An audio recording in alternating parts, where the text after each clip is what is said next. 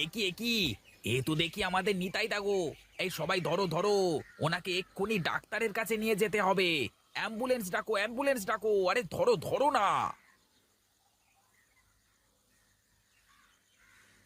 আহারে, বাড়িতে ছোট ছেলেটা বউটা অসহায় হয়ে গেল গো। বিধাতার এ কেমন খেলা! আমারে কি সর্বনাশ হলো রে! কত করে বলেছি বাইরে বেরোনোর সময় রাস্তাঘাট একটু ভালো করে দেখে শুনে পার হতে, শুনলো না আমার কথা। বৌদি, এখানে বেশি কান্নাকাটি করবার দরকার নেই। আর তুমি যদি এভাবে ভেঙে পড়ো, তাহলে তপুর কি হবে বলো দেখি। এখন আমি কি করব দাদা? ছোট্ট ছেলেটাকে নিয়ে কোথায় যাব? কার কাছে হাত পাতবো? আমি বলি কি বৌদি, আগে নিতাইদাকে একটু সুস্থ করে বাড়িতে নিয়ে গিয়ে তারপর ভাবা যাবে। তুমি বেশি চিন্তা করো না, আমরা তো আছি নাকি। ঘরে চাল ডাল কিচ্ছু নেই। ছেলেটা যে একটু পরে খেতে চাইবে, ওর মুখে দুমুঠো খাবার তুলে দেব, সে সামর্থ্য যে নেই আমার বিনয়দা। বৌদি, তুমি কান্নাকাটি করো না, এখানে বসো। আমি তপুর জন্য কিছু খাবার আর দাদার জন্য ওষুধ নিয়ে আসি। মা, ও মা, বাবার কি হয়েছে? বাবা কথা বলে না কেন? তোমার বাবা একটু অসুস্থ বাবা, দু একদিনের মধ্যেই সুস্থ হয়ে যাবে। বাবা আমার সাথে কথা বলবে তো? হ্যাঁ রে বাবা, সুস্থ হলেই কথা বলতে পারবে। তোমাদের তোমাদের অনেক কষ্ট দিয়ে ফেললাম গিন্নি। আমাকে তোমরা মাফ করে দিও। ওগো, অমন করে বলো না তুমি। আমি তোমাকে কতবার করে বলেছি রাস্তাঘাটে চলার সময় চোখ কান খোলা রেখে চলবে। আমার কথা শুনলে কি আর আজ এই দিন দেখা লাগতো তোমার? কি করব বলো গিন্নি? পেছন থেকে গাড়িটা শোঁ করে চলে আসলো, আমার কিছু করবার ছিল না। বাবা, তোমাকে যে গাড়ি মেরে দিয়েছে সেই গাড়িওয়ালাকে আমি পুলিশে ধরিয়ে দেব। না বাবা, গাড়িওয়ালার কি দোষ? হয়তো গাড়ির ব্রেক ভালো ছিল না। তুমি মন দিয়ে লেখাপড়া করো বাবা। ওগো, ঘরে যে চাল ডাল কিছুই নেই, ছেলেটাকে নিয়ে এখন কি করে চলবো? আমার তো কিছুই মাথায় আসছে না গো। তারপর তোমার এখন কি অবস্থা দাদা? এখন একটু ভালো রে ভাই। বস বস। গিন্নি, ওকে বসতে দাও। বৌদি, এই নাও, ফলগুলো রাখো।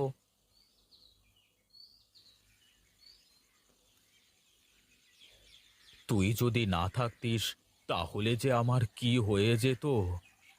কিছুই হতো না দাদা, আমি না থাকলে আমার জায়গায় অন্য কেউ তোমাকে হাসপাতালে নিয়ে যেত।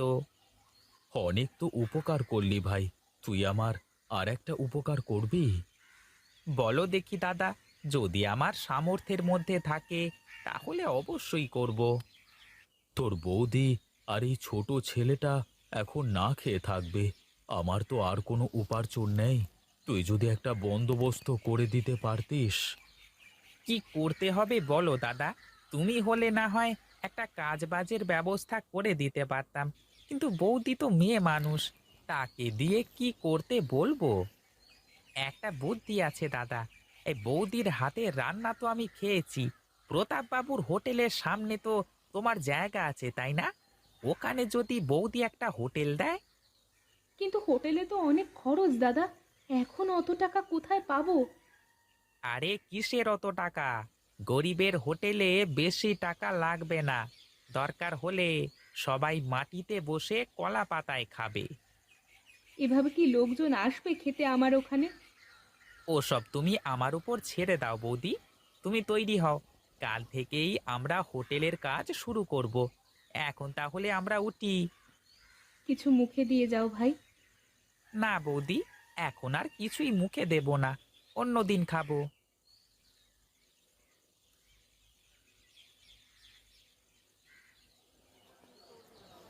একই, আমার হোটেলের সামনে আবার হোটেল খুলেছে কে? বুঝেছি, নিতাই অপায়েজ হয়ে ঘরে পড়ে আছে, আর এখন ওর বউ এসেছে আমার সাথে পাল্লা দিয়ে হোটেল করতে। হ্যাঁ, দাঁড়াও দেখাচ্ছি আমিও। আরে প্রতাপদা, আপনি আসুন আসুন আসুন। বৌদি, উনি হলেন প্রতাপদা। উনি ওই বড় হোটেলের মালিক। বেশ বেশ, একা একা ব্যবসা করতে তেমন ভালো লাগতো না। এখন একজন প্রতিবেশী তো আসলো। আশীর্বাদ করবেন দাদা, যেন আমরাও আপনার মতো বড় হতে পারি। হ্যাঁ হ্যাঁ, তা তো করবই, কিন্তু তোমার তো কোনো চেয়ার টেবিল দেখছি না। মানুষকে বসতে দেবে কোথায় শুনি? শুরু করি আগে, তারপর দেখবো দাদা। এখন আপাতত নিচে বসেই খাবে সবাই। তা আবার হয় নাকি? খরিদ্দার কি আর ওই নিচে বসে খাবার খাবে? খাবে দাদা। আর তাছাড়া এখন আমার চেয়ার টেবিল বসানোর মতো পরিবেশ নেই, সবই তো জানেন বোধহয়। হ্যাঁ, তা তো জানি। তবে শোনো, আজই এই মাঝখান দিয়ে একটা ছোট করে বেড়া দিয়ে নেবে, যাতে করে তোমার হোটেল আর আমার হোটেল আলাদা করে বোঝা যায়, বুঝলে? ঠিক আছে দাদা, আপনি কোনো চিন্তা করবেন না, আমার জন্য আপনার কোনো ক্ষতি হবে না। কি ব্যাপার? প্রতাপ বাবু কি বলে বৌমা? কি আর বলবে, মাঝখান দিয়ে একটা বেড়া দিয়ে নিতে বলল। প্রতাপ বাবু পাকা ধানের বাউই, খুব ধুরন্ধর। একটু সাবধানে থাকতে হবে বৌমা। ও নিয়ে চিন্তা করো না কাকা, আমরা তো আছি সবাই। হ্যাঁ হ্যাঁ বৌমা, আমরা থাকতে তোমার কোনো ক্ষতি হতে দেব না। তুমি নিশ্চিন্তে ব্যবসা করো।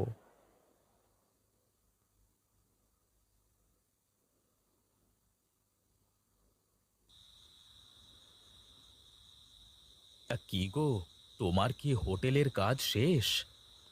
হ্যাঁ গো, আপাতত সব কাজ শেষ। কাল থেকে রান্না শুরু করব, দেখা যাক কি হয়। রামু কাকা খুব ভালো মানুষ, তুমি কোনো চিন্তা করো না, দেখবে সব ঠিক হয়ে যাবে। আমি কোনো চিন্তা করছি না গো, তুমি তাড়াতাড়ি সুস্থ হয়ে উঠলেই আমার সব চিন্তা দূর হয়ে যাবে। তুমি যেভাবে দিন রাত আমাকে সেবা করছো, তাতে করে দেখো আমি কয়েকদিনের মধ্যেই সুস্থ হয়ে যাব। মা, আর খাবো না আমি। আর একটু বাবা, এই তো, আর একটু। খেতে না চাইলে জোর করে খাওয়ানোর দরকার নেই গিন্নি। ঠিক আছে, তাহলে এখন চুপচাপ বাবার পাশে গিয়ে শুয়ে পড়ো।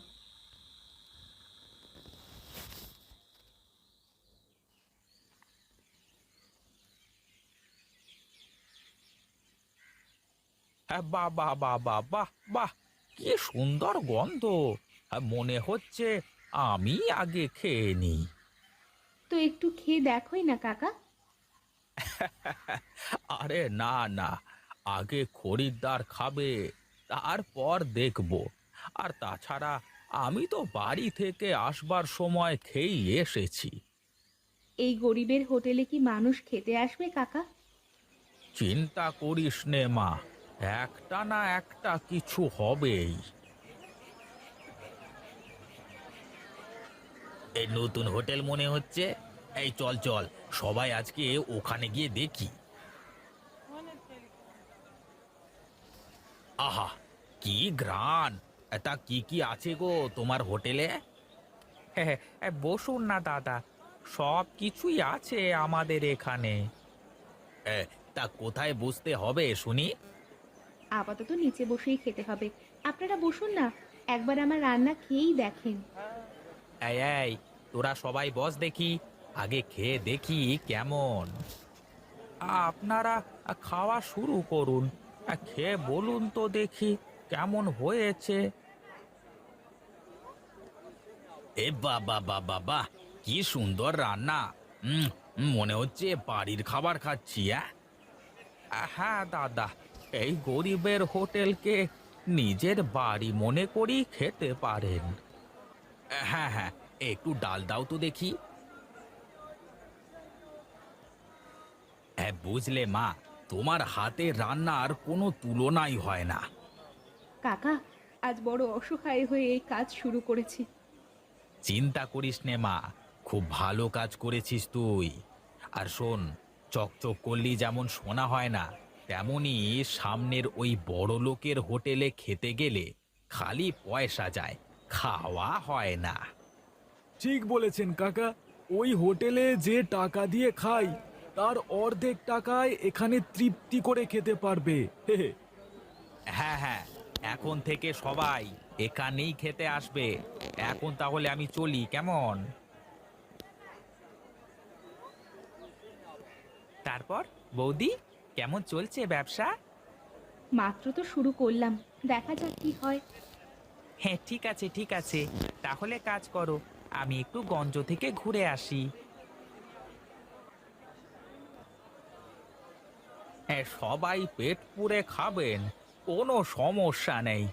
আমরা বেশি দামে খাবার বিক্রি করি না। খেতে থাকেন আপনারা, খেতে থাকেন। না, ভাবলাম যে এই রকম গরিব হোটেলে কেউ খেতে যাবে না, কিন্তু সবাই তো ওখানেই খেতে যায় দেখি। কি যে করি! ও রামু, আরে ও রামু, এদিকে আয় তো দেখি। কি বলবেন বাবু, বলেন দেখি। তোর মালকিনের সাথে একটু কথা বলবার দরকার ছিল। বেশ তো, কাজ বাজ শেষ হলে বলবে, এখন তো আমরা অনেক ব্যস্ত। শোনো বৌমা, তুমি মেয়ে মানুষ, আর তাছাড়া নিতাই আমাদের পর কেউ না। আমরা চাইলে এক কাজ করতে পারি। কি কাজ বলেন বাবু, আগে শুনি। তুমি চুপ করো, আমি সরমার সাথে কথা বলছি। রামু কাকাই আমার গার্জিয়ান, আমার সাথে কথা বলা আর ওনার সাথে কথা বলা সমান কথা। সে যাই হোক, আমি বলি কি, আমার তো চেয়ার টেবিল হোটেল সবকিছুই আছে। তুমি যদি আমার হোটেলে রান্না করো, তাহলে আমরা দুজনে মিলে একসাথে ব্যবসা করতে পারি। এ কেমন কথা, নিজের হোটেল রেখে শর্মা কেন তোমার হোটেলে রাঁধুনি হতে যাবে? এই জন্যই বললাম, কর্মচারীকে বেশি লাই দিতে নেই। আপনি আবারও ভুল করছেন প্রতাপবাবু, রামু কাকা আমার গার্জিয়ান।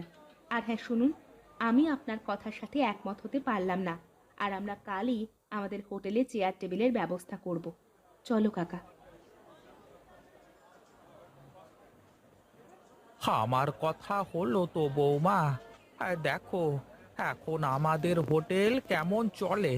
আর এখন তো নিতাই বাবাও সুস্থ হয়ে গেছে। তুমি আর বিনয়তা যদি পাশে না থাকতে, তাহলে আমার দ্বারা এত কিছু করা সম্ভব হতো না কাকা। কই গো গিন্নি, দেখো তো হোটেলের নামটা ঠিক আছে কিনা। সবকিছু ঠিকঠাক আছে। বেশ বেশ, তাহলে তো হয়েই গেল। বিনয়দা আর রামু কাকা না থাকলে যে কি হতো। কি যে বলো বৌদি, এটা তো আমাদের কর্তব্য।